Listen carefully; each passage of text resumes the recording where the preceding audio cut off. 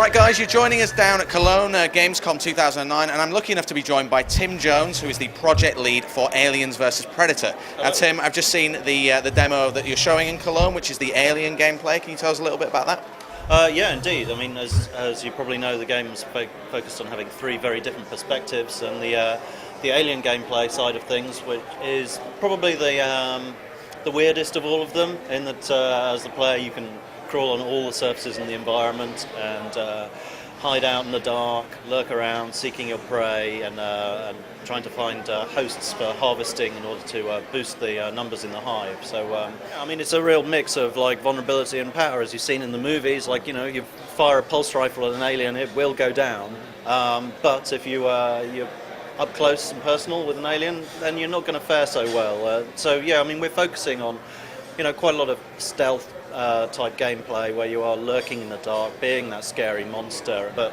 for the alien, it's very different because you don't have any guns. You've just got your claws, your teeth, your tail. We put quite a lot of effort into focusing on the melee combat in the game, which is obviously important for the Predator as well, because he's got his iconic wrist blades.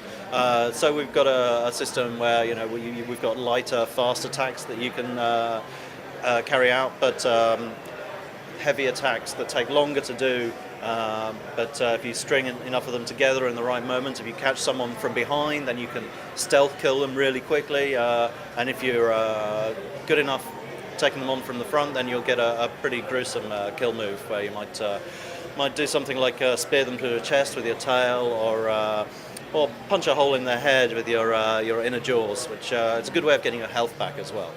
A lot of people will remember the original game, which I think was about 10 years ago now. Yeah, it came out in 1999 now.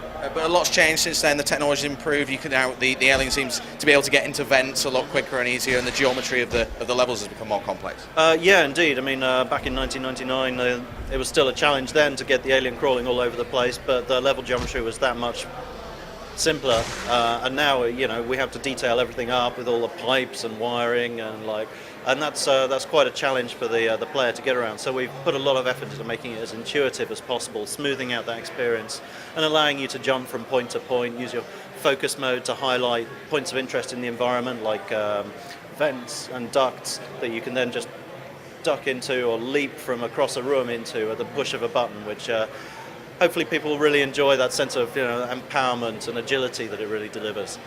Finally, can you give us just a bit of a hint as to what we can expect from the multiplayer game as well? Well, we've just announced that we're doing a full 18-player online multiplayer for all three formats, for PC, Xbox 360 and PlayStation 3. It'll feature a variety of game modes with both three-way and two-way species matches.